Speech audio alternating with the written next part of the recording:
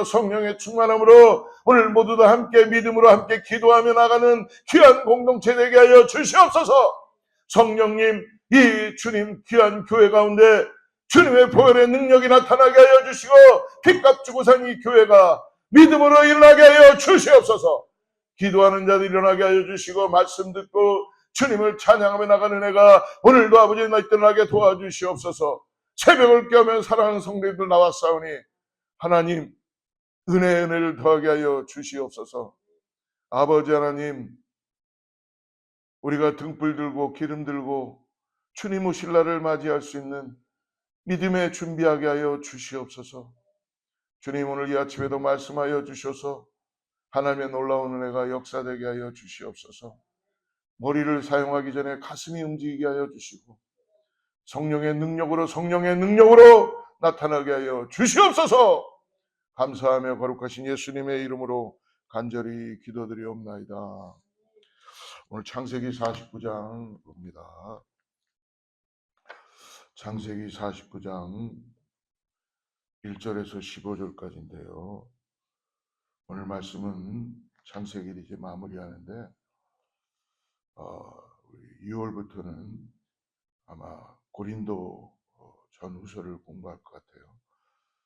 오늘 말씀은 굉장히 중요한 말씀입니다. 말씀이 다 중요하지만 우리 8절부터 12절까지만 여러분 창세기 49장 8절부터 12절까지 같이 합독합니다. 시작.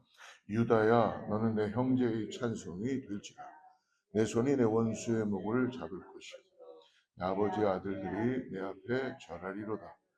유다는 사자 새끼로다. 내 아들아, 너는 움킨 것을 찢고 올라갔도다. 그가 엎드리고 웅크림이 수사자 같고 암사자 같으니 누가 그를 범할 수 있으랴.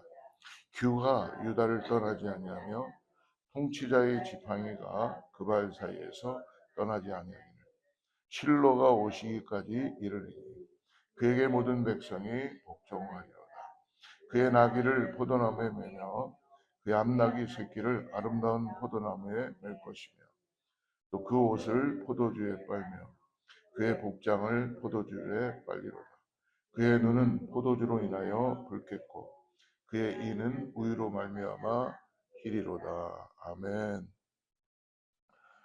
야곱이 정확하게 몇 살에 죽음을 맞이했는지는 우리가 성경을 통하여 죽음의 그 나이는 정확하게 알 수는 없지만 우리가 말씀을 따라서 유추해 보면은 우리가 창세기 47장 28절에 보면요 나눴던 말씀인데요. 야곱이 애굽 땅에 17년을 거주하였으니 그의 나이가 147세라라고 말씀하고 있습니다. 그래서 우리가 유추해 볼 때에 이제 한 147세 정도의 야곱에게는 죽음이 가까이 오게 된 것입니다. 죽음이 가까이 왔을 때 야곱이 제일 먼저 한 게 요셉을 불렀죠. 이제 자기가 죽게 되는데 요셉에게 당부하며 어떻게 보면 요셉의 두 아들 므낫세와 에브라임을 축복합니다. 그리고 어떻게 보면 장자는 따로 있었지만 요셉의 아들들에게 먼저 축복했던 하나님의 은혜가 있었습니다. 이유는 야곱은 라헬을 사랑해서 정말 굉장히 오랫동안 라반의 삼촌의 집에서 도우면서 라헬하고 사랑에 빠졌었죠.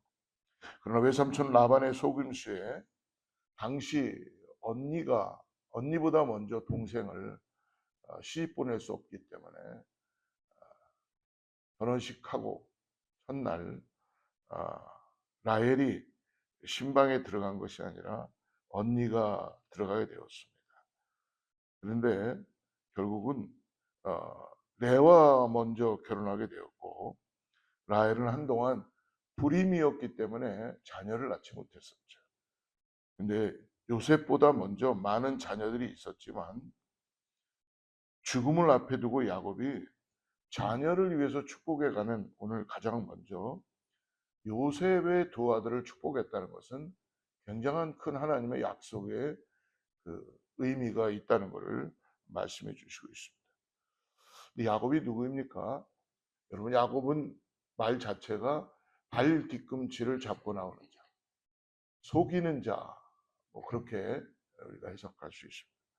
근데 야곱은 이 땅에 태어나기도 전부터 야곱은 태중에서부터 예언을 받았던 자입니다. 큰 자가 어린 자를 섬길 것이다. 하나님의 미리 아무 행동도 하기 전에 오직 하나님의 주권 가운데 주어진 말씀이었습니다. 그러므로 야곱의 인생은 인간의 공로나 자격보다 먼저 역사하신 하나님의 선택이 있으셨다는 것을 성경을 통해 우리는 알 수 있습니다. 그런데 그런 야곱이 죽기 전 자신의 아들들을 축복하는데 조금 우리가 말씀은 다 보진 않았지만 굉장히 예언적이면서도 하나님의 그 인간의 행위를 통해서도 오늘 축복하는 예언의 말씀을 주시는 걸 볼 수 있습니다.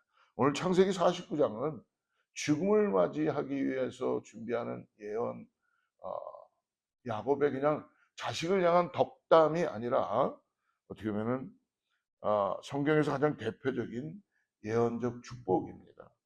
그 예언을 자세히 보면 각 아들들의 삶과 그리고 그들의 기질과 방향, 성향, 행위가 깊이 연결되어 있습니다. 여러분, 사람들이 그래요. 예수 믿어도 잘 안 바뀌더라고요. 여러분, 그 말에 속지 마시기 바랍니다. 저도 누군가가 아유 목사님 예수 잘 믿고 오래 믿었는데도 사람은 안 바뀌더라고요. 그 말이 꼭 정말 인정이 되는 것 아닙니다. 바뀝니다. 내가 안 바뀌고 있는 거죠. 우리 주님은 바꿔가세요. 나는 안 바뀌려고 고집하고 계속 붙잡고 있는 거죠. 근데 어느 날 바뀝니다. 저도 바뀌었고 여러분들도 바뀌었고 바뀝니다. 하나님이 자녀 삼아 주셨기 때문에 이 땅에서 하나님의 영광을 위하여 살 수 있도록 바꿔가세요. 근데 우리는 아직도 죄의 그림자가 있기 때문에 불순종의 자녀들처럼 항상 우리도 모르는 세상을 향하여 우리는 그렇게 살아가고자 하는 그런 마음들이 우리 가운데 있을 때가 있죠. 오늘 49장의 예언들을 보면 먼저 첫 번째 아들 르우벤을 봅니다. 3절입니다. 3절 같이 읽죠. 르우벤아 너는 내 장자요 내 능력이요 내 기력의 시작이라.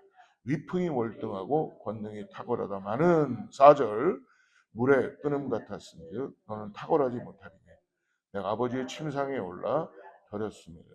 그간의 침상에 올랐었다. 르우벤은 장자였어요.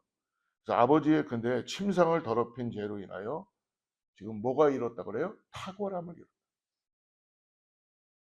여러분 우리가 자꾸 죄에 노출이 되면은 하나님이 주는 탁월함을 놓치게 됩니다.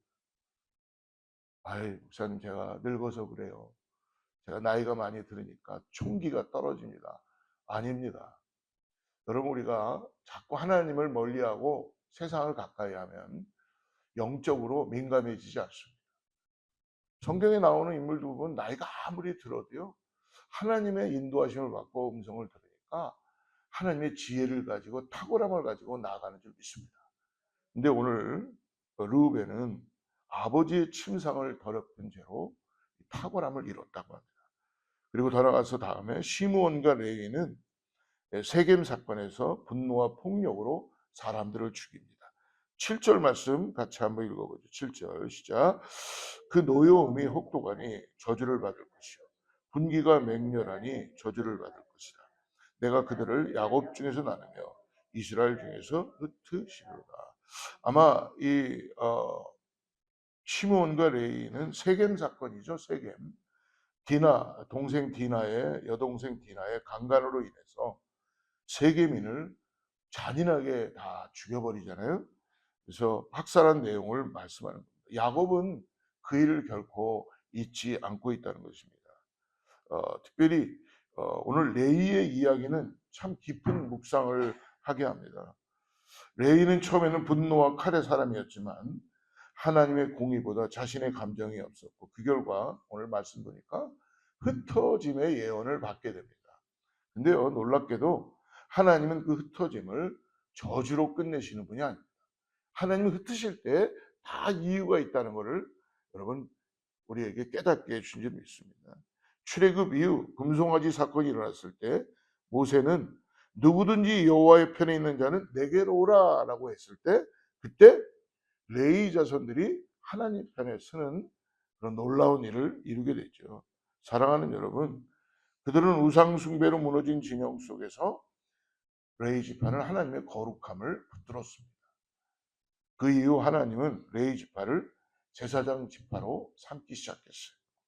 그들은 땅의 기업을 받지 못했지만 대신 하나님 자신이 레위 지파 그들의 기업이 되므로 지금까지도 하나님의 일들을 감당할 수 있는 그런 지파로 세우게 되었습니다. 그리고 이스라엘 각 지파 가운데 흩어져 성막을 섬기고 하나님의 말씀을 가르치는 역할을 맡게 되었습니다. 결국 여러분, 이 흩어짐이라는 예언은 사라지지 않습니다. 하나님은 결코 무에서 유를 만드시는 분이요, 부족함에서 풍성함을 나르시는 분이요, 연약함에서 강함을 만드시는 분이요, 하나님 우리 같은 질그릇 같은 우리들을 빚으시고 오늘도 주님의 놀라운 은혜 가운데 우리를 정금과 같이 사용하시고 나오게 하시는 걸 믿으시길 축복합니다. 그러므로 오늘 특별히 하나님께서 이 레위 지파를 흩은 것 같지만 흩어진 것이 아니라 하나님은 레위의 혈기는 실제로 어떻게 보면 회복과 반전의 역사를 가지게 해주셨다는 것입니다. 오늘 그러므로 마지막으로 볼 거는 우리가 8절인데요. 8절 말씀 같이 읽겠습니다. 시작. 유다야, 너는 내 형제의 찬송이 될지라. 내 손이 내 원수의 목을 잡을 것이요 내 아버지 아들들이 내 앞에 설. 드디어 야곱의 시선이 넷째 아들 유다에게 머뭅니다. 그리고 야곱이 유다를 이야기할 때 어조가 완전히 바뀝니다. 유다야, 너는 내 형제의 찬송이 될지라. 내 자손이 내 원수의 목을 잡을 것이요 내 아버지의 아들들이 내 앞에 절하리로다. 여러분, 유다도 완벽한 사람은 아니었죠. 며느리 다말을 착취하려 했고 요셉을 팔자고 처음에 제안했던 유다였지만 나중에 결국은 요셉 앞에 총리로 되어 있던 요셉 앞에 섰을 때에 유다는 자기가 모든 걸 다 책임지고 자기가 잡혀 있겠다라고 그렇게 대신 자기를 내어줬던 그런 유다입니다. 그 유다의 후손에게서 오늘 왕의 홀이 나올 것이라고 오늘 말씀해 주고 있습니다. 10절 말씀 같이 말씀 읽습니다. 시작. 규가 유다를 떠나지 아니하며 통치자의 지팡이가 그 발 사이에서 떠나지 아니하기를 실로가 오시기까지 이르리니 그에게 모든 백성이 복종하리로다.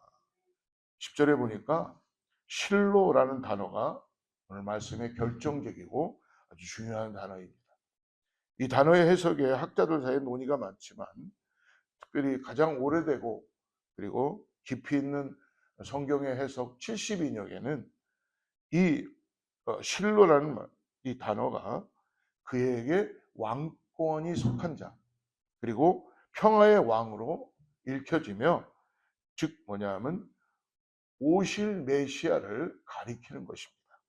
그래서 유다 지파의 왕권은 다윗 왕조를 거쳐 흘러가지만 마침내 그분이 오시는 날까지 지속될 것이다 라는 그런 약속입니다.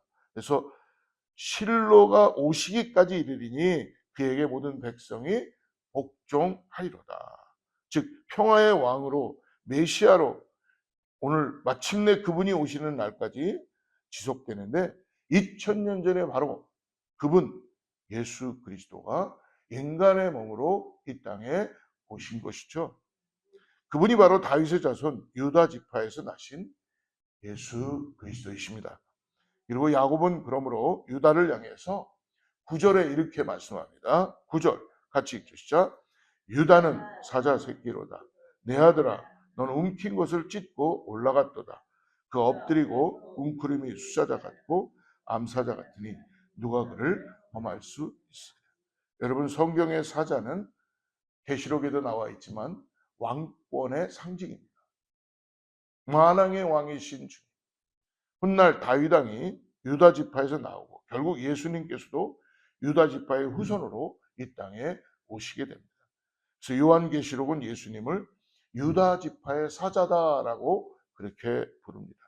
사랑하는 여러분, 야곱의 임종 침상에서 흘러나온 예언이 수천 년의 강물을 건너서 말씀을 따라서 어린 양의 보호자 앞에서 이루어지고 있다는 것입니다.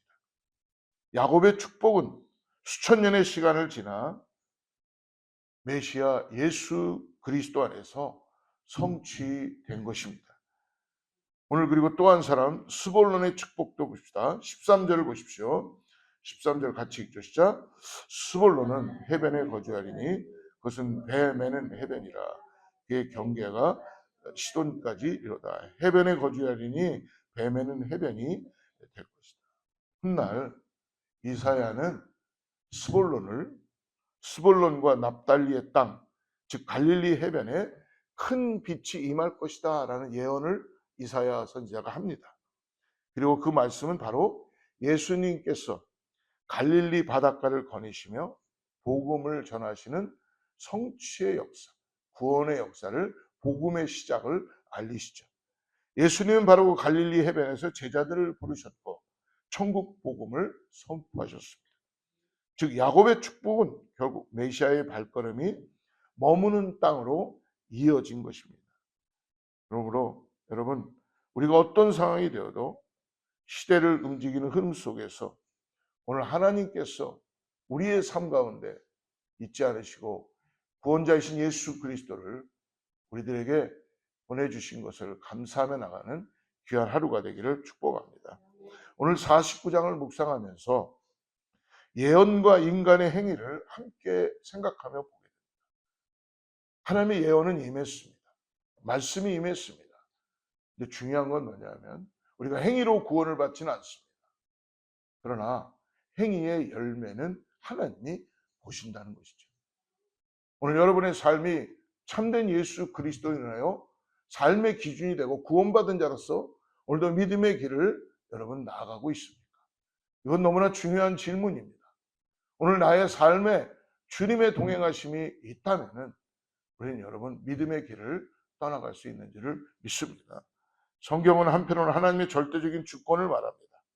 야곱처럼 아직 아무 행위도 없을 때 선택하신 하나님이 계십니다. 그러나 동시에 하나님은 인간의 삶과 행동도 결코 가볍게 여기지 않으신다. 그래서 여러분, 우리가 하나님이 우리에게 임할 때에 우리는 돌이켜야 될 줄 믿습니다. 우리는 하나님 앞에 하나님 은혜가 필요합니다. 하나님 말씀이 들려오지 않습니다. 하나님, 내가 주님을 더욱더 사랑하고 주님을 따라서 믿음의 길을 걸어가길 원합니다.